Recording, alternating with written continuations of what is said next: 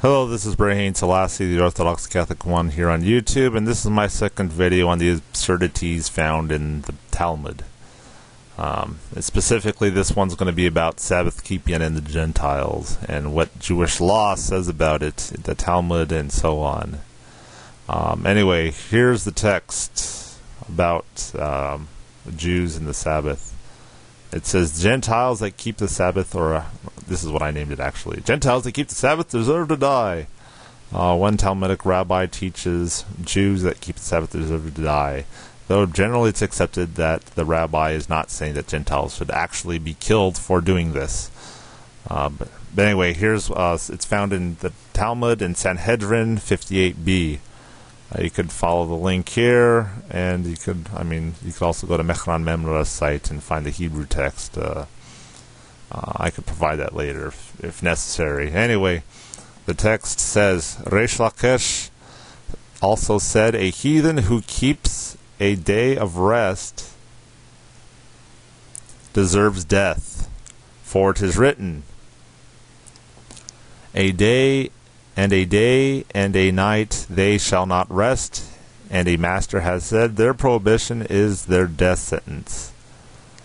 Rabina said even if he rested on a Monday, meaning he should still die. Now why is it not included in the 7 Noachian laws, referring to the Ben Noach's, the Noahide laws, that's usually called today, but anyway. It goes on and says, only negative injunctions are enumerated, not positive ones. So you see right there, Resh Lakish saying Gentiles should die because they don't keep the Sabbath day. But anyway, it mostly just applies to that particular day, the Sabbath. But again, he's not actually, or at least I hope he's not saying that Gentiles should be killed for this, especially if it's a Monday. But anyway, Maimonides. Let's see what Maimonides says on this matter. Maimonides, also known as Musa ibn Maimun. That's his Arabic name, and then his Jewish name is Maimonides, or Rambam, R-A-M-B-A-N. Rabbi Moshe, I forget the last part, I'll be honest, I forgot, I'm tired. Anyway, here's what he says. He says that Gentiles should not be killed, but must be beaten for studying the Torah, having the Sabbath day, or other religious practices. Let's see what he says verbatim. Oops, I don't want to ruin that next part. Here's what he says. A Gentile who studies the Torah is obligated to die. They should not be involved in the study of their 7 mitzvot.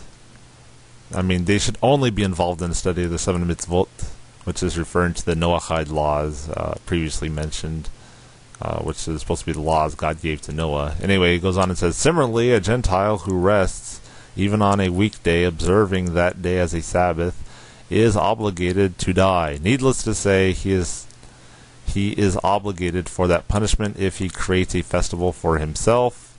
The general principle governing these matters is they are not to be allowed to originate a new religion or to create mitzvot for themselves based on their own decisions. They may either become righteous converts and accept all the mitzvot and retain their statutes without adding or detracting from them. If a Gentile studies the Torah, makes a Sabbath, or creates a religious practice, a Jewish court should beat him, punish him, and inform him that he is obligated to die. But he stops short and says, however, he is not to be executed. This is found in the Mishneh Torah of Maimonides, Sefer Shoftim, the book of the Judges, and Melachim, uMilchamot. Anyway, you could find it there, right there. It's Halacha 9. You could follow the link to the Chabad's site, and this is Chabad's translation, so you could check it out. I don't know if it's actually translated by Chabad, but it's on their site. I could provide the Hebrew text if necessary later, if someone really wants to see it. But anyway, this is very ironic because he's saying that Gentiles that keep the Sabbath should die because it's not for them. But there's something very interesting.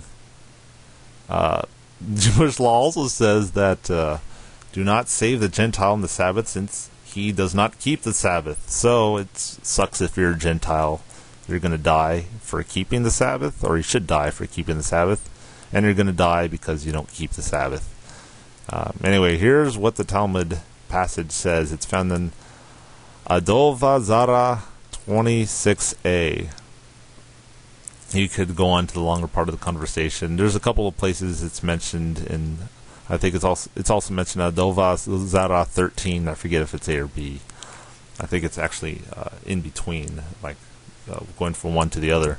Anyway, here's this passage. It says, He was, however, told by Abaye that the Jewish woman could offer the excuse, and they're talking about, in context, about a Jewish woman who had the help of a Gentile woman as a midwife. And here's what the Jewish woman is supposed to say about returning the favor. Only for our own kind who keep the Sabbath may we waive it. But we must not waive the Sabbath for you who do not keep it. Anyway, Rav Yosef also had a mind to say that even suckling for payment should be allowed because of ill feeling. So pretty much they don't want the non-Jews to be mad at the Jews for not returning the favor. But anyway, he goes on and says, but Abaye said to him, she cannot excuse herself by saying, she can excuse herself by saying, I want to get married if she is unmarried, which, I don't know, wouldn't that be a lie? But I don't know, maybe not. Or if she be married, I will not degrade myself before my husband. Rav Yosef further had in mind to say in regard to what had been taught in the case of idolaters and shepherds, referring to Israelite shepherds apparently, idolaters being non-Jews, of small cattle, one is not obligated to bring them up from a pit. I think that's implied. I think others implied it was talking about like the sea being thrown into the sea or whatever. Though one must not cast them in it. That for payment one is obligated to bring them up on account of ill feeling. Abiye, however, said to him he could not offer such excuses as I have to run to. He could offer such excuses as I have to run to my boy who is standing on the roof, or I have to keep an appointment at the court. So pretty much you're supposed to try to get out of this obligation if necessary. But the point stands that if you don't keep the Sabbath, we're not going to help you. Anyway, here I'm going to go on and talk more about Maimonides. The Talmudic Rabbis, actually the rabbis, let me call them that again, applies the case of returning the favor to a midwife, for being a midwife to a non-Jew, to the helping of non-Jews in general on the Sabbath.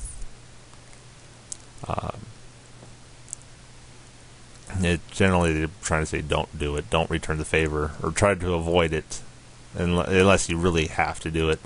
Though other rabbis seem to say it's okay, just as long as you don't make Jews look bad, because that's one of the commandments is to save a life, and if making Jews look bad could theoretically backfire on Jews by not returning the favor, make them look bad, could potentially cause death in Jews. Anyway, here's what Rabbi Moshe ben Maimonides says, or Maimonides, Rambam again, the authority on Jewish law in the 13th century. He's still respected by most Orthodox Jews today, and in fact his 13 principles are considered to be Jewish dogma for Orthodox Jews. His commentary on the Talmudic passage is as follows. with regards to a Gentile idolater with whom we are not at war, a Gentile shepherd of small livestock, and the like. By contrast, we should not try to cause their deaths. It is, however, forbidden, he says forbidden, to save their lives if their lives are threatened. For example, if such a person fell into the sea, one should not rescue him. And then he goes on and quotes Leviticus 19 verse 16, which states, "Do not stand idly by while your brother's blood is at stake." Then he goes on and says, "This does not apply with regards to such individuals because they are not your brothers." So yeah, sucks because you're not his brother, so he doesn't have to save your life. Anyway, here's the Hebrew text, and here's the link, the translation. You can find the link in the Chabad by clicking here. Then you can find the actual Hebrew text used right here, which I quote right here in this instance. It's Mishneh Torah, Laws of Murder, 4:11. Anyway, we can keep going on in this. Some rabbinical Jews and anti-mysteries might say, well, look, a Jew is mentioned there too. That Jew should not be saved either. Anyway, let's look. Maimonides immediately comments that this only refers to Jews that are not Torah observant. His very next thing, Maimonides says, when does the above apply, referring to this legislation? With regard to a Jew who sins and perseveres in his wickedness, continually repeating it, that is, shepherds of small livestock who show no consideration for their prohibition against robbery and continue in their perversity. So, if you're a thief, well, we're not going to save you. Anyway, it goes on and says, when by contrast a Jew commits transgressions but does not maintain his wickedness continually, merely occasionally sinning for his own personal satisfaction, that is, one who eats non-kosher food for pleasure, it is a mitzvah to save his life, and it is forbidden to stand by idly when his life is threatened. So, long as you're a good Jew, the law applies to you. If you're a bad Jew, well, you're going to die too. Bad Jew, or if you're a Gentile. But anyway, this was not actually annulled. In fact, as far as the Sephardics go, which Maimonides was a Sephardic Jew, at least in the sense that he was in Egypt as opposed to being Ashkenazi. Anyway, this ruling was affirmed as recent as the 20th century by the chief Sephardic rabbi in Israel, Rav Ovidiah Yosef. And here's what he says. He's being quoted in a Israeli newspaper. It's called Ynet News. You could follow a link to the article, and here's what the article says, quoting this rabbi. It says, if a Gentile were to get injured in a car accident during the Sabbath and he is brought to the hospital, Israel must not treat him, he said, explaining that if the particular procedure comes from the rabbis, the Rabbanan, then they might be permitted. But if they stem from prohibitions in the Torah, the Oraita, then they are not allowed, as the Torah forbids to violate the Sabbath for Gentiles. Then it says Rabbi Yosef expounded on the problem, saying that the Mishnah Barura, which I think is a 19th century work, explicitly says that all religious physicians who treat Gentiles on the Sabbath, it says all religious physicians who treat Gentiles on the Sabbath or violating the Sabbath, however, in reality, the patients are brought to the hospital and must be treated. The doctor's license says they they must treat all patients without distinction of faith or race, and if they don't, the state could revoke their license and punish them. So what should the poor doctor do?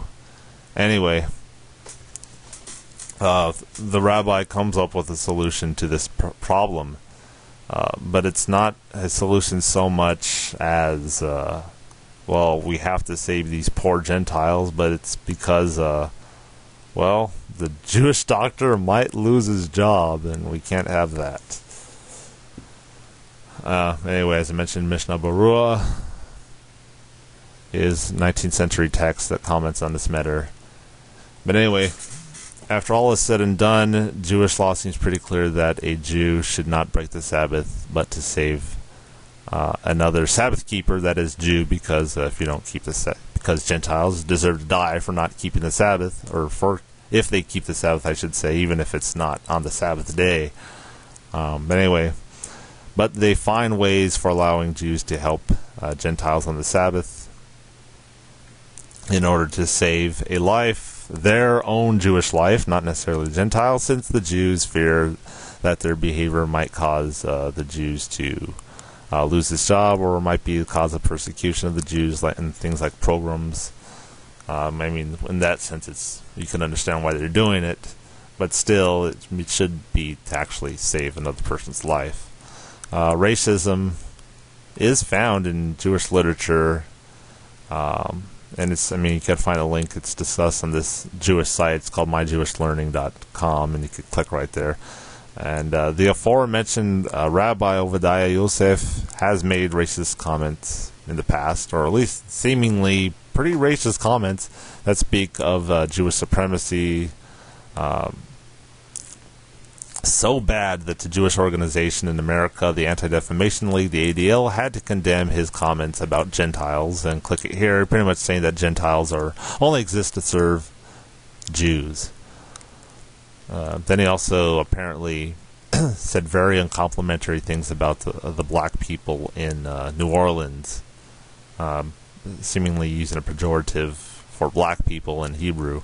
Anyway, these teachings found in rabbinical Judaism, found in the Talmud, Maimonides, Mishneh Torah, these teachings are inherently inferior to those of the Lord Jesus Christ, who is the Messiah that the Talmudic Rabbis rejected, who preached against some of the errors and lack of love among the Pharisees. He affirmed one of the greatest commandments is to love your neighbor, which the Pharisees agree with. But when Jesus was asked who your neighbor is, Jesus said, and here's what is found in Luke 10, verse 27 through 29 through 37. Jesus said, a certain man went down from Jerusalem to Jericho and fell among the robbers, who also stripped him, and having wounded him, went along, leaving him half dead. And it chanced that a certain priest went down the same way, and seeing him passed by in the like manner. Also a Levite, when he was near the place and saw him passed by. But a certain Samaritan, being on his journey, came near him, and seeing him was moved with compassion, and going up to him, bound up his wounds, pouring in oil and wine, setting him upon his own beast, brought him to an inn, and took care of him. The next day he took 2 pence, and gave to the host, and said, take care of him, and whatsoever thou shalt spend over and above, I at my return will repay thee. Which of these, in thy opinion, was the neighbor to him that fell among the robbers? And then it was replied, but he said, he that shewed mercy to him. So pretty much the Samaritan was was the neighbor. And Jesus said to him, replying, go and do thou in a like manner. So it's pretty much a very significant contrast between the two. The Samaritans, well, they're not exactly Jews or Gentiles. They keep their own form of Judaism, so they're apostates to the Jews, and they're not quite as bad as Gentiles for their idolatry, but nonetheless, it was a Samaritan in this parable that saved the Jewish man. So you can see Jesus' parable is a very stark contrast to what's presented in the Talmud. This person had to do it because he was moved by compassion, not because he was moved by a sense of, I gotta make all Samaritans look good, otherwise they'll come around and kill us all if I don't help them out. No, that wasn't the point. Anyway, this is pertaining to last the Orthodox Catholic 1, my second installment on the Absurdities and the Talmud.